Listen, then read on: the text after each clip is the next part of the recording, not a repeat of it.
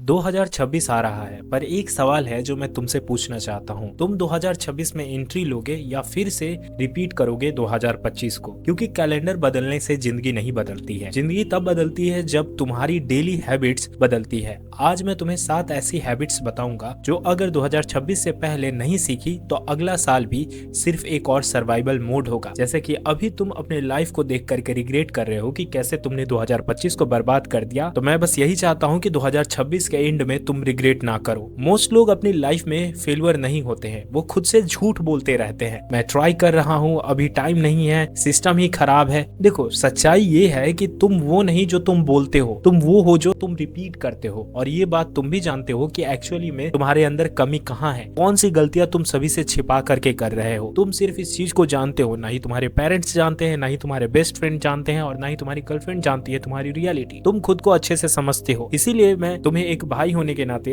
एक सलाह दूंगा कि प्लीज 2026 में वो गलतियां मत करना जो कि तुमने 2025 में रिपीट की है। 2026 में इंटर करने से पहले खुद से एक अनकंफर्टेबल सवाल पूछना सीखो। मेरी लाइफ में प्रॉब्लम क्या है, मेरी लाइफ में प्रॉब्लम्स आ कहां से रही है और इसे मैं कैसे सॉल्व करूंगा। जिस दिन तुम एक्सक्यूजेस को छोड़ दोगे उस दिन तुम्हारी ग्रोथ शुरू हो जाएगी। इसीलिए आज का ये वीडियो देखो। इस वीडियो में मैं तुम्हें 7 हैबिट्स बताऊंगा जिसके थ्रू अपने लाइफ को तुम काफी ज्यादा इंप्रूव कर सकते हो। सबसे पहला हैबिट है हैबिट ऑफ बोरिंग डिसिप्लिन। ये सुनने में काफी नॉर्मल सा चीज लग रहा है, लेकिन सच्चाई ये है कि इस दुनिया में बहुत से कम लोगों के पास ये टैलेंट है कि वो बोरिंग चीजों को काफी मन लगा के कर सकते हैं। मोटिवेशन इंस्टाग्राम रील के लिए होता है, रियल लाइफ के लिए नहीं होता है। रियल लाइफ में बस एक ही चीज काम आती है, वो है discipline. That's it. Cristiano Ronaldo का सीक्रेट टैलेंट क्या है? बहुत से लोग कहेंगे हार्ड वर्क है, जो कि श्योर है, लेकिन उनका एक सीक्रेट टैलेंट है कंसिस्टेंसी। जब कोई देख ना रहा हो वो काम करना, वो जो बहुत बोरिंग हो और उसके लिए कोई प्रेज नहीं कर रहा है, कोई तुम्हें चीयर्स नहीं कर रहा है, कोई तुम्हें सपोर्ट नहीं कर रहा है, ऐसे काम को अकेले अंधेरे में बैठ करके क्रिस्टियानो करते हैं। जैसे कि हार्ड वर्क करना, अपने आप को इंप्रूव करना, अपने मेंटल टफनेस को बढ़ाना, सेम टाइम पर सोना, सेम टाइम पर उठना, सेम काम रोज करना। ये बोरिंग है, पर याद रखो बोरिंग हैबिट्स ही एक्स्ट्रा ऑर्डिनरी लाइफ बनाती हैं। तुम्हें पता होगा मियामोटो मुसाशी एक महान समुराय थे जिन्होंने बहुत सी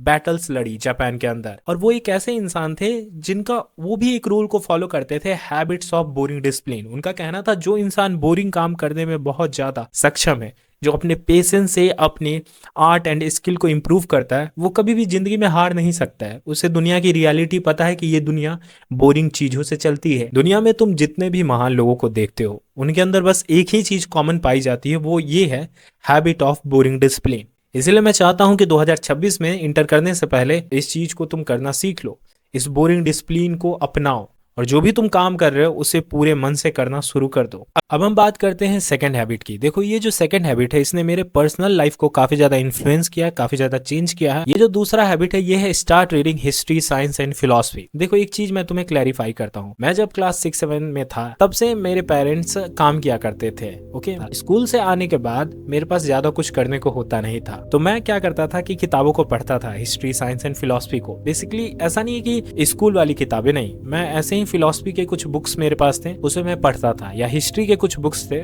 उसे मैं पढ़ता था। बस ऐसे ही कि मैं देखना चाहता था कि इसमें क्या है, इसमें क्या है, और धीरे धीरे मेरा काफी ज्यादा इंटरेस्ट बिल्ड हो गया। और इससे फायदा क्या हुआ कि मेरा ऐसे बहुत ज्यादा अच्छा हो गया, जो कि फ्यूचर में जाके मुझे थीसिस लिखने में, स्कॉलरशिप के पेपर्स लिखने में, रिसर्च पेपर्स लिखने में काफी ज्यादा मदद होने लगी।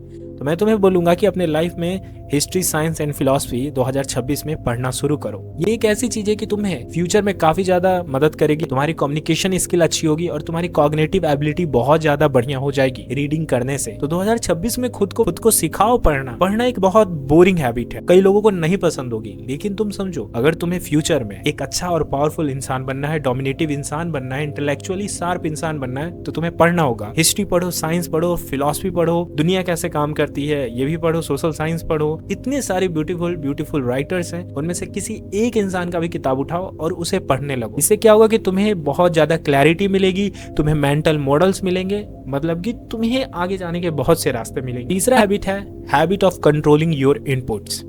तुम्हारा माइंड एक रूम जैसा है, जो चीज तुम अलाउ करोगे वही तुम्हारे रूम के अंदर रहेगी। और ये साइकोलॉजी का एक सिंपल सा रूल है। अगर तुम 3 घंटे gossip, negativity, cheap dopamine consume करोगे तो क्लैरिटी कैसे आएगी? तुम ही सोच करके देखो, एक्चुअल में तुम्हारा दिमाग क्या है?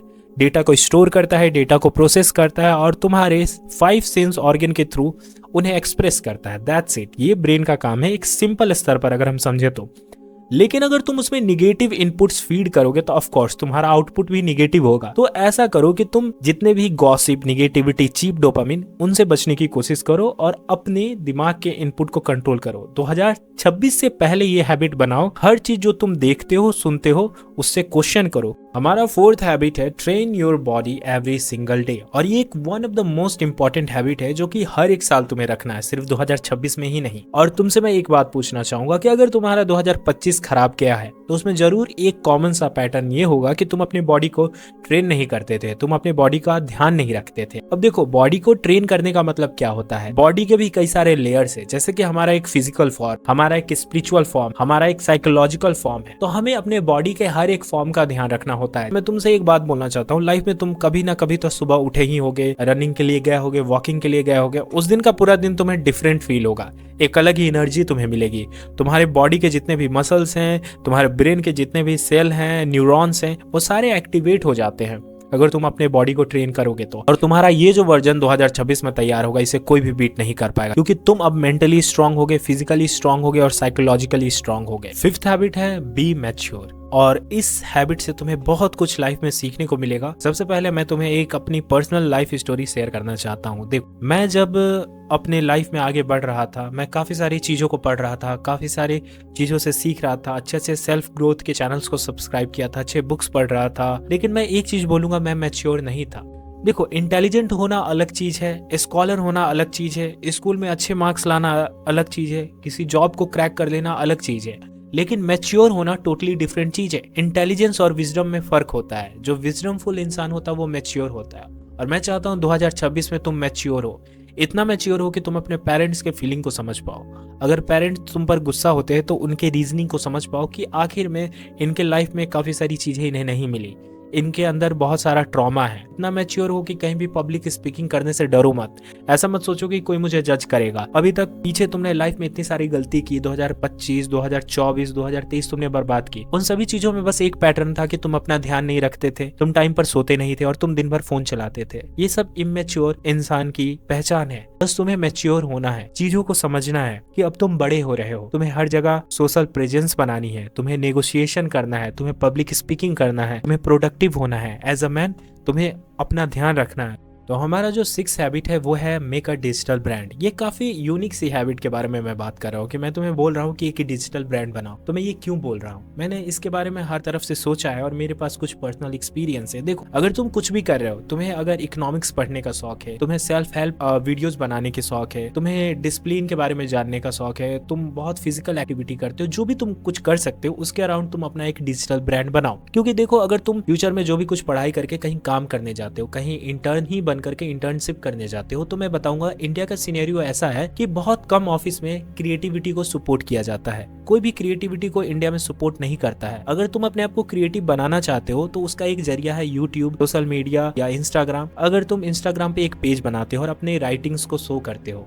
तो तुम्हारे अंदर की जो क्रिएटिविटी है वो कहीं ना कहीं अनवील होगी, कहीं ना कहीं अनलीस होगी, क्योंकि तुम्हें एक टाइम मिलेगा लिखने के लिए, सोचने के लिए, खुद को रिफ्लेक्ट करने के लिए।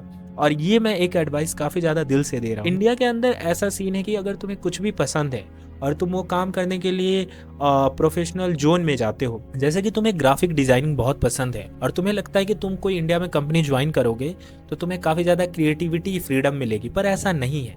इंडिया में ये है कि कॉर्पोरेट सिस्टम है, हर कोई एक तुम्हारे ऊपर एक बॉस छोड़ दिया जाएगा जो कि तुम्हें इंस्ट्रक्शन देगा और एक स्ट्रक्चर देगा, उसी के अकॉर्डिंग काम करो, घिसी पिटी चीज करो, तुम्हें वो कभी क्रिएटिव नहीं होने देंगे। इसलिए मैं बोलना चाहता हूँ कि 2026 में खुद को क्रिएटिव बनाओ, अपना डिजिटल ब्रांड बनाने की कोशिश करो और इंटरनेट पे अपने आइडियाज को अनलीज करो। अगर तुम्हें म्यूजिक बनाने का शौक है तो स्पॉटिफाई में म्यूजिक अपलोड किया करो, यूट्यूब पर म्यूजिक अपलोड करो, इंस्टाग्राम पर म्यूजिक अपलोड करो। अगर तुम्हें ब्लॉग लिखने का शौक है बहुत अच्छा तरीके से, तो तुम एक इंस्टाग्राम पर पेज बना लो और यूट्यूब पर एक यूट्यूब बना लो अकाउंट, यूट्यूब चैनल बना लो, उस पर तुम अपने एसेस को दिखाओ, ऐसे कैसे लिखते हैं उसके बारे में बताओ। काफ़ी सारी चीज़ें कर सकते हो। अगर तुम मेडिकल परस्यू कर रहे हो तो खुद से पढ़ के बच्चों को पढ़ाने की कोशिश करो। जो भी कुछ तुम कर रहे हो उसके अराउंड तुम एक अपना प्यारा सा ब्रांड बनाओ, एक डिजिटल प्रेजेंस बनाओ। उससे तुम भी सीखोगे और खुद को काफ़ी ज़्यादा इम्प्रूव करोगे। देखो, मैं मानता हूँ कि मैं बस तुम्हें वो सलाह देने की कोशिश कर रहा हूँ जिससे तुम्हारी क्रिएटिविटी अनलीश हो।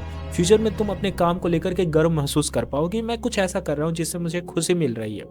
देखो, काम सभी लोग करते हैं, पैसा तुम कमा लोगे, तुम इतने टैलेंटेड हो जाओगे कि पैसा तुम कमा लोगे। लेकिन मैं बात कर रहा हूँ क्रिएटिविटी की, आइडियाज़ की और काफ़ी अच्छी थिंकिंग की। इसीलिए बोलूँगा कि अपना एक डिजिटल ब्रांड बनाओ और जो भी कुछ पसंद है, ब्लॉग बनाना चाहते हो, जो भी कुछ करना चाहते हो, उसे करना शुरू करो। Make a digital brand. और ये 2026 में तुम्हें जो तुम्हारा जो फ्री टाइम बच जाता है ना, जिसमें तुम गॉसिप करते हो, तुम इधर उधर जाते हो, तुम पर्पसलेस हो जाते हो कि तुम्हें क्या करना है, उसमें तुम्हें काफ़ी ज़्यादा हेल्प करेगी। कभी भी खुद को ऐसा खाली इंसान मत बनाया करो। इससे क्या होगा कि तुम्हारी जो पूरी पर्सोना है वो खत्म हो जाएगी। तो एक छोटी सी एडवाइस दूंगा कि अपने आप को बिजी बनाने के लिए एक डिजिटल ब्रांड बनाओ। तो हमारा सातवां हैबिट है habit of letting people misunderstand you. ये बहुत इंपॉर्टेंट फैक्टर है। लाइफ का एक छोटा सा एग्जांपल फिर से देना चाहूँगा कि देखो, मैं चाहता था कि मेरी जो पर्सनैलिटी है, मैं जो समझाना चाहता हूँ लोगों को, वो समझे। मेरे आसपास जितने भी मेरे दोस्त थे वो मेरी बात को समझे कि मैं क्या बोल रहा हूँ। मैं कोई साइंटिफिक बात बोलता था तो लोग समझे, मैं कुछ फिलोसॉफिकल बात बोलता हूँ या कोई भी कुछ ऐसी बात बोलता हूँ तो मैं सोचता था मेरे तरह से लोग समझे कि मैं क्या बोलना चाहता हूँ, मेरी ओपिनियन क्या है, वो लोग समझें। लेकिन सबको क्लैरिफाई करना एक बहुत बड़ी बेवकूफ़ी है और ये एक ट्रैप जैसा है। देखो, ग्रेट माइंड मिसअंडरस्टूड होते हैं, जैसे कि नीत्शे, टेस्ला, जितने भी ग्रेट माइंड देखोगे, बुद्धा, वो दूसरों को टाइम नहीं वेस्ट करते हैं अपने आइडियाज़ को समझाने में। जो स्मार्ट लोग होंगे वो तुम्हारे आइडियाज़ को समझेंगे और जो तुम्हें सपोर्ट करने वाले लोग होंगे वो तुम्हें सपोर्ट करेंगे। लेकिन ज़बरदस्ती कभी भी अपने आइडियाज़ को किसी के ऊपर थोपना मत। नहीं चाहना कि कोई मेरी बात को समझे, किसी को इम्प्रेस करने की मत कोशिश करना फोर्सफुली। That's it. ये बहुत सी सिंपल सी चीज़ है। हर बार एक्सप्लेन करोगे तो अपनी एनर्जी तुम्हारी ड्रेन होगी और मैं ये गलती कर चुका हूँ कि हर बार तुम कितने लोगों को एक्सप्लेन करोगे। इससे अच्छा है मिसअंडरस्टूड रहो। जरूरी नहीं है कि तुम किसी को समझाओ। तो 2026 का एक रूल बनाओ कि जिनको समझना होगा वो समझ जाएंगे, बाकी को कंफ्यूजन गिफ्ट कर दो। ओके, सॉरी, मुझे हंसी आ रही है। सो ये वीडियो मैंने काफ़ी सीरियसली शुरू की थी, लेकिन देखो मैं तुमसे अब कैजुअली बातें कर रहा हूँ। ओके, तो 2026 को अगर तुम्हें बेहतरीन से बेहतरीन बनाना है तो यही है कि इन 7 हैबिट्स को अडेप्ट करो। जरूरी नहीं है कि तुम ये सारी हैबिट्स को अडेप्ट कर लो, इनमें से 2, 3, 4 हैबिट्स को अडेप्ट कर लो और उन्हें कंसिस्टेंसी के साथ यूज करो। और इसी तरीके से मेरी वीडियोस को देखने के लिए चैनल को सब्सक्राइब कर दो। स्पॉटिफाई पे भी तुम इन सभी एपिसोड को सुन सकते हो। अगर तुम्हारे पास टाइम नहीं है तो मैंने एक ब्लॉग भी लिखना शुरू किया, वहां से भी तुम पढ़ सकते हो अगर तुम्हारे पास सुनने का टाइम नहीं है तो। तुम हर तरीके से मुझसे जुड़ सकते हो।